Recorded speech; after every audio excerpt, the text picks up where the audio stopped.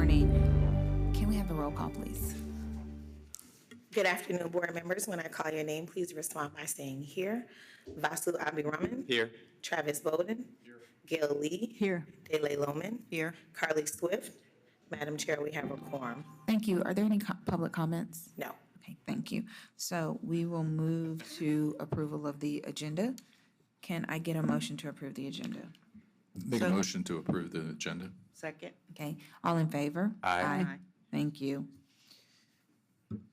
Okay, so we'll move into the only item for today's agenda, which is the pre-certification report. Board members, you should have a copy of it in front of you. Director Smith. Thank you, Madam Chair.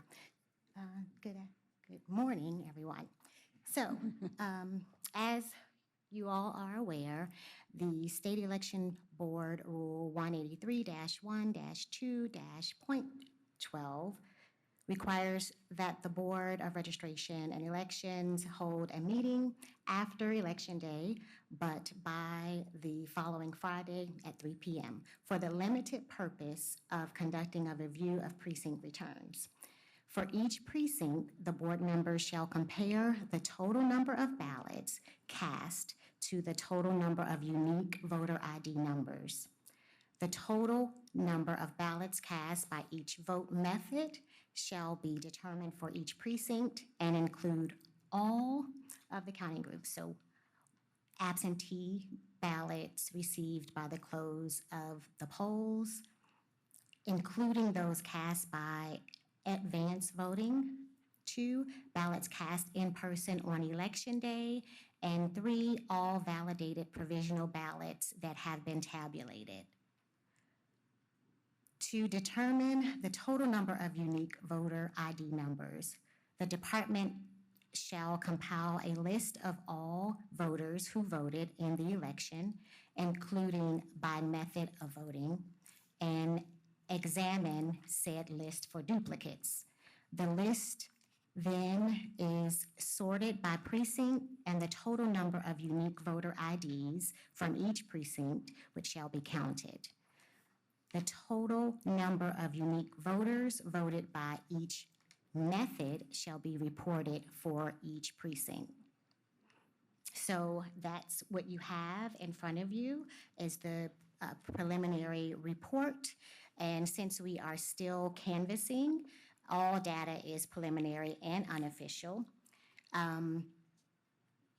We currently have tabulated 152,481 ballots and recorded 152,483 credits.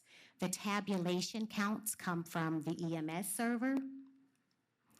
Credits came from the poll pads for in-person voting and were recorded directly in Jarvis during absentee or for absentee.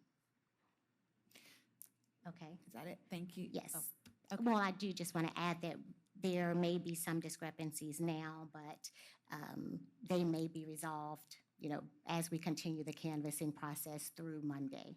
Okay, I'm going to open it up for questions from board members. I do have one just question on the sort of pre-certification report. ED, is that early? What is that? That's Election Day. Election Day, and AIP is advanced in person? Advance in person. And so the first, it's stapled, but you'll see the first book spreadsheet is the ballots cast and voter credit. That's the total. And then it's absentee by mail is the second group, early voting or advance in person voting. And then the last pages are Election Day. Okay. So I'll start to my left with Vasu, and we can just work our way back around. So, Mr. Abiraman. I have no questions, but a comment. No discrepancies for absentee by mail voting. Shout out to absentee by mail voting. Yeah. Ms. Lee? Could you come back to me, please? I need Sure. a few minutes to look at this. Ms. Loman? No questions, thank you. Mr. Bowden? No questions at this time. Okay. So I'll ask, while Ms. Lee is still reviewing. On the absentee by mail, are they, great that there are no errors. Is it just the way that they're listed, is where if a person sent in an absentee by mail ballot and they're in precinct Allgood Elementary, that's how it's counted? Yes. Okay. I do have I think Ms. Lee's still reviewing, so, on the election summary report, it looks like our turnout was 31.25%. I know I did not prep you for this question, so totally understand if you don't have it number, but, how does that compare to the last election? It seems like a really high The turnout number. 2023 municipal election? Well, we can just look at the last major election, I guess, presidential. Or municipal. So, well, and even with the last municipal election, we're not comparing apples to apples because there was no statewide Right. race. So they're really, I mean, we can give you the percentages and I can look. I think it would be better to prepare to compare it to just the last race that had the federal race. That's fine. I'm just curious what the numbers were. 31% just seems really good for a municipal. And I know that there were statewide races on that, but kudos to DeKalb County. Let's get that number up to 90%, at least 50. 50 would be great.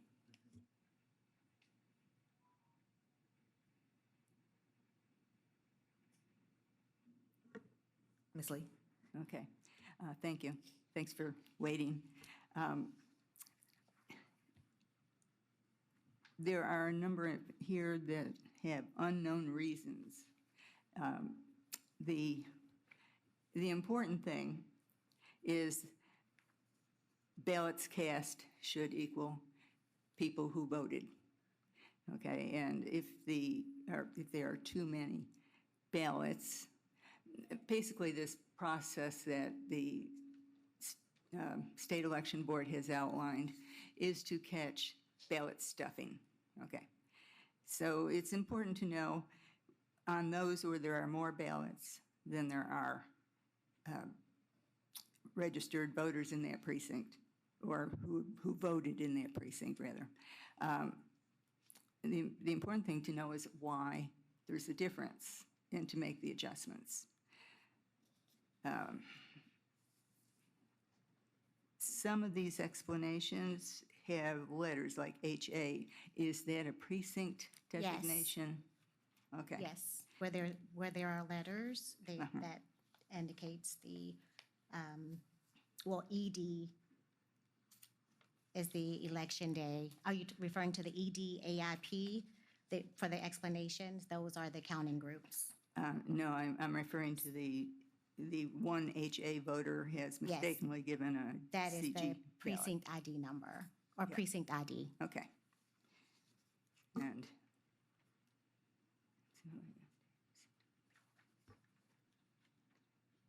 okay, that's a good explanation. One voter with a recently processed NCOA update received a ballot for their former precinct instead of their current one, so reasonable. And so the negative ones I'm not too interested in because that's where there's more registered voters who voted than ballots.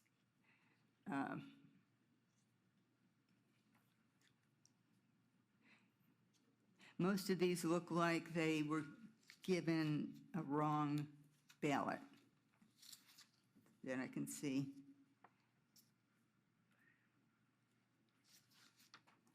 And then on election day, we've got unknown credit error. And another unknown credit error. So we don't know why they've got more ballots.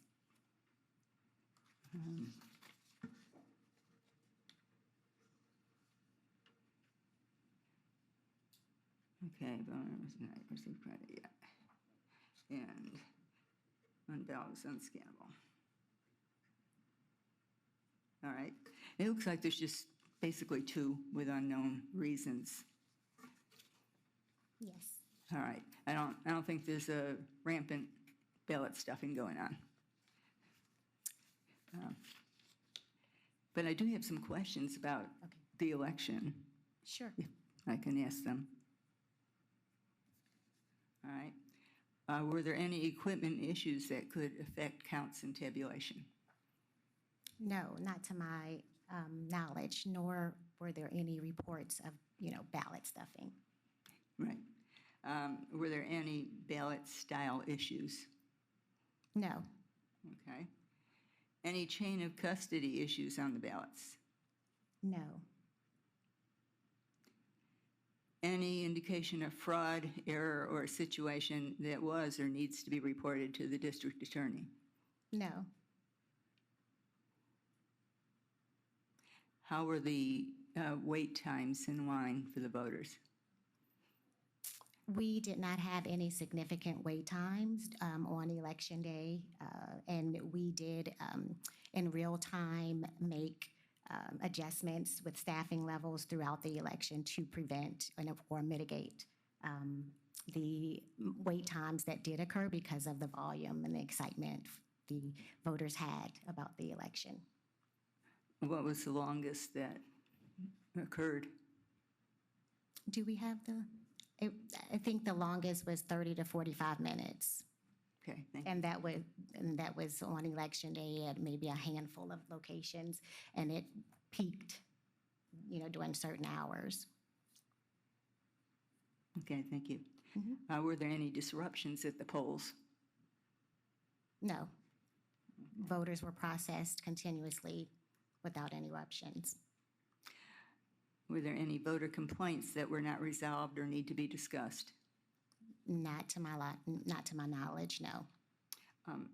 I had one concern that was raised by somebody.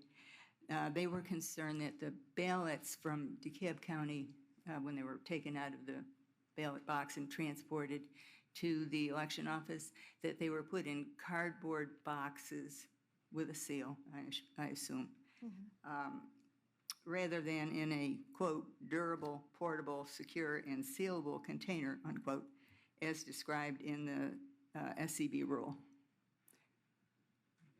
Would you like to discuss that? So during early voting, the ballots are transported with the proper chain of custody in a sealed container, and we are in compliance with all guidance around that.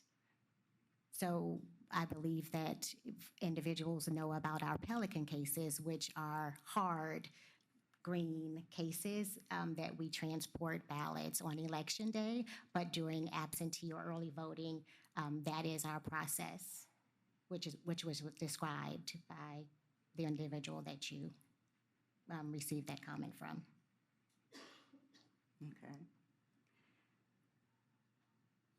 Anybody else have an opinion on that? Okay. And do we know how many people showed up between 7 and 8 p.m. to vote in the Atlanta City? Yes, we do. races? It was less than 50. How many people with COA ballots? Between 7 and 8 p.m.? Okay, the number that I had when I left yesterday was a preliminary number. And it's still a preliminary number, but it's changed since yesterday. Okay, we'll have it.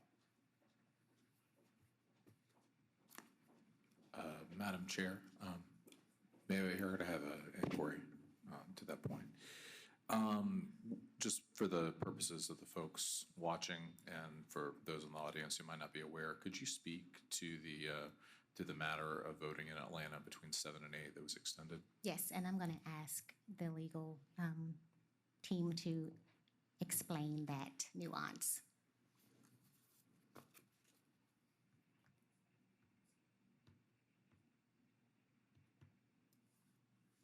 I have the number for the.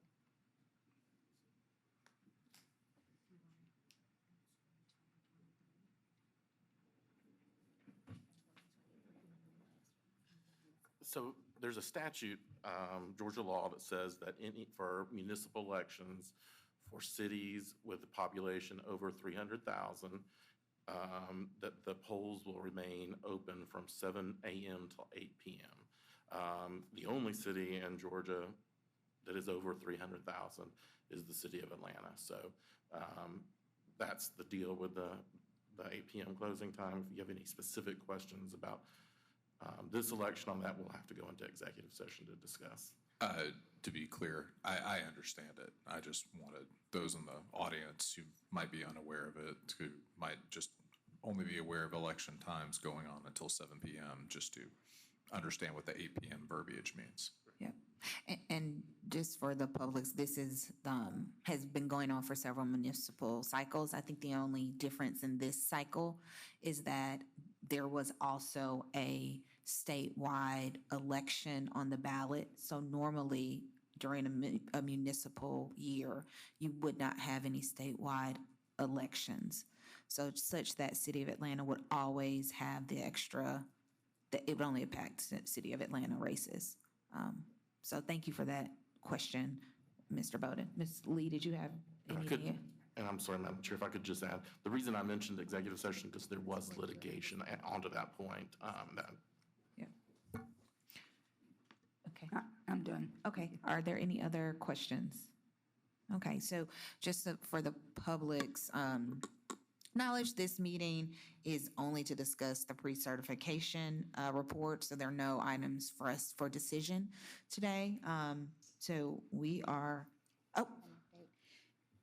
So to answer the question about how many ballots were received between 7 and 8 p.m. in those 14 precincts or polling locations, it was 42. And I do also just want to state that with where we are today, which we anticipate changing and just in regards to the percentage, this is well below our historical error rate. For example, early voting has an average of 0.1% error, and which is lower than a lot of other areas across the state, but we are currently at 0.02%, with the possibility, of course, of going lower after the remaining, canvassing and tabulation process takes place.